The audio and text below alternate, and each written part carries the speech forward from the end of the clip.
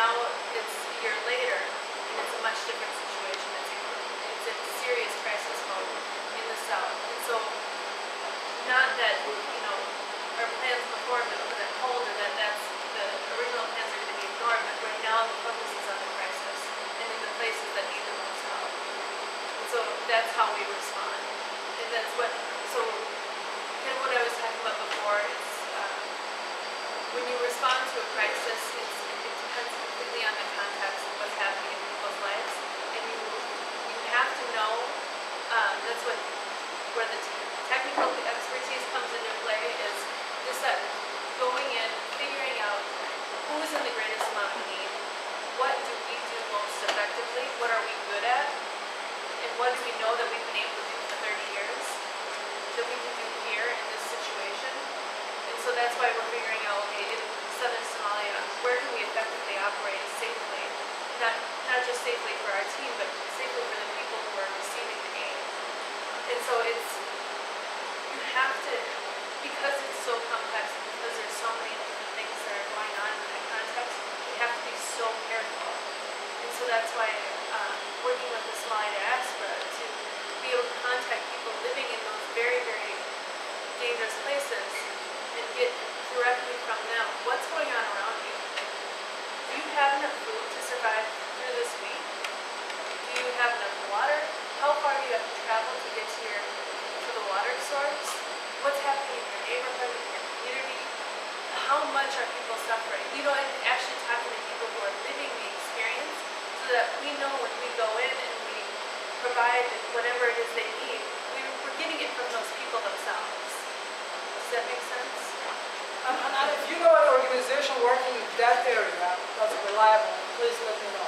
We are trying also to identify an effective and reliable organization in those areas. Because what we're trying is to be very careful with your tax, with your money, with the law of this country. But also we want to make sure people don't buy that circumstances. So we're combining all of them. So if you know an effective organization working in those areas, please we'd like to know. Before we get to Very back. We got two questions. Let's finish questions. I think we should take a break for 5 minutes. Let's take the two questions and then we will go to the very end.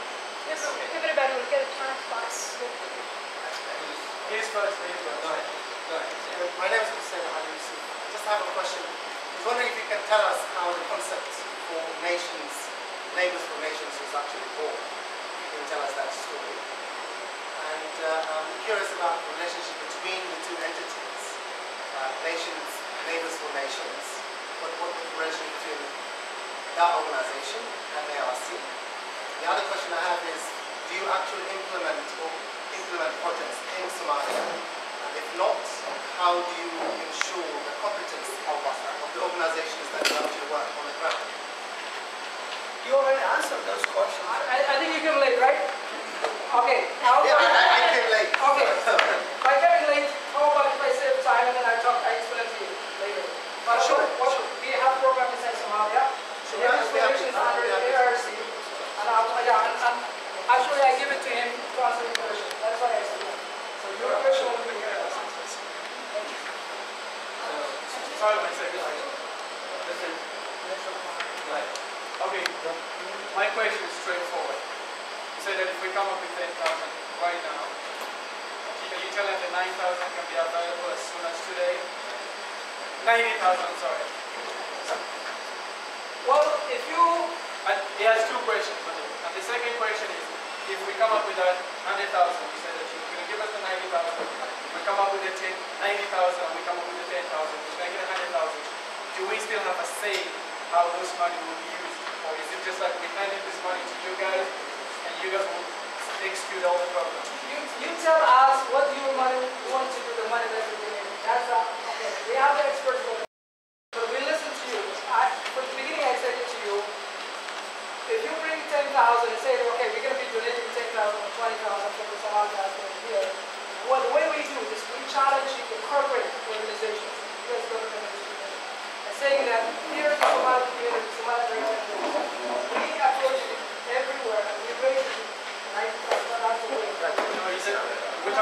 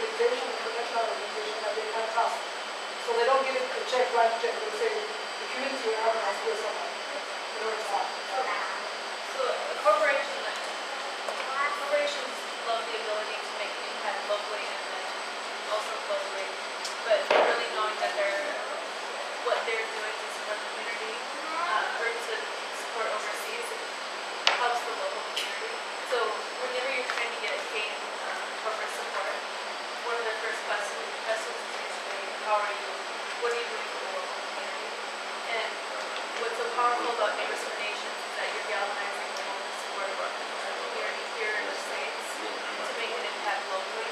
And so, it builds a much stronger case. The corporations have been stepping up in ways that we haven't seen before to partner with Neighbors for Nations because it allows them to make local, global impact.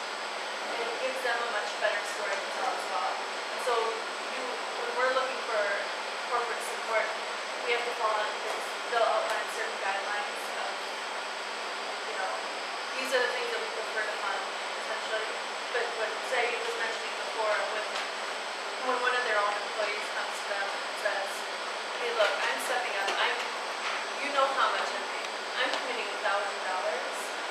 It makes them look at it in a whole perspective. When people from within their company, and I'm just taking it a step further. You don't have to work at these companies. You know what I'm just saying that these are the different things that corporations look at when they're deciding who to give money to. So you guys have a relationship with them already? Yeah. We've been developing partnerships over the last however long, but essentially General Mills, Youth Care, United Way, Best Buy, those are some of our major partners at this time. We're hoping to work with Target because for us Target is headquartered in Minneapolis. So that's what I'm talking about. But especially for the Ohio community, if there are major corporations that are based here in Ohio, if you can show that you're galvanizing support of the Somali Ohio population, it's really going to show them how you can come together and how they can affect their community here, and then also in Somalia. So it's that same kind of principle. It's just a matter of building a stronger case as to why their funds should go in those things. We're going to take a break from the question.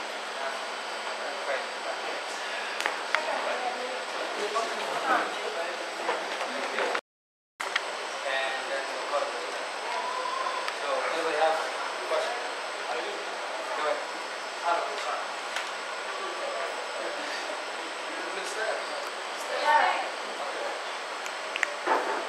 Okay, we're talking about Somalia. Support. Our team on the ground, they're actually assessing why they're providing, they're giving 1 month food, so that people will have at least 1 month, not only food, utensils, non-food items, like utensils so that they will be able to cook, like water, clean water. So while they're doing that, we're also raising the money. So we're doing both short term, which is an emergency, and both long term to make sure. How about tomorrow? If we feel today, what's the plan for tomorrow?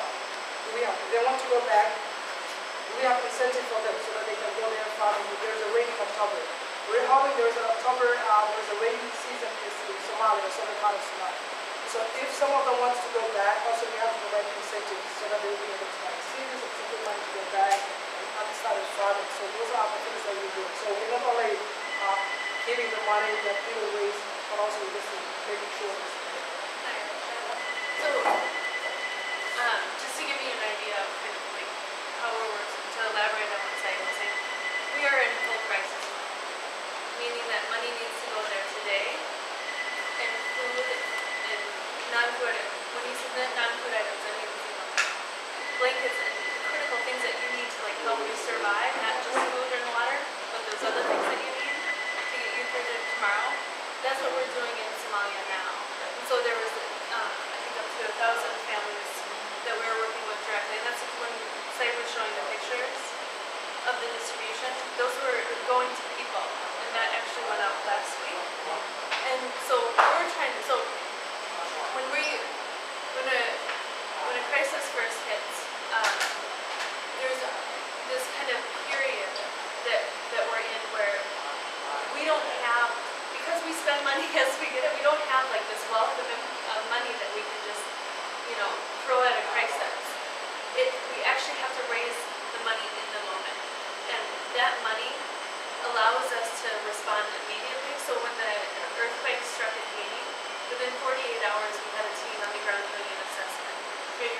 what kind of a response that we can create. And so then, it's the same thing that's happening right now in Somalia. We have a team that's working there that's identified families that we can work with and provide food and water to. And while they're providing those services to those people, they're also going out into the greater community and figuring out where else, how can we expand. But it's only through the money that we raise from individuals that we can make that initial response. And once we start providing services, and once we start, I hate the words providing services because you're helping people, you're getting them what they need to survive, right?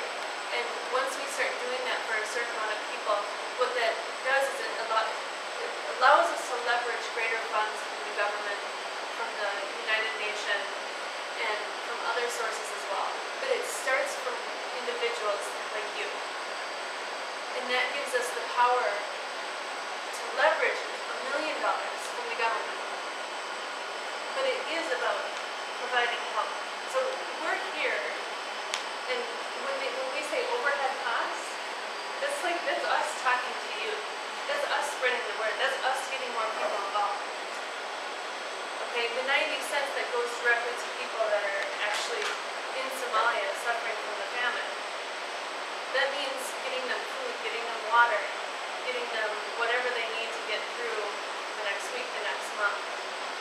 And so when Saeed, our staff at headquarters, they've been working like 15-hour days for the last 3 weeks, trying to get the word out about how severe this crisis is, and how critical it is that we get money in the hands of our team so that they can grow this response, so that they can reach more people, so that it's not just 1,000 families, it's 50,000. So that's what, so the money actually goes directly there. And when there's this just great misconception of money being held up, it's not, it's a matter of making it a smart response.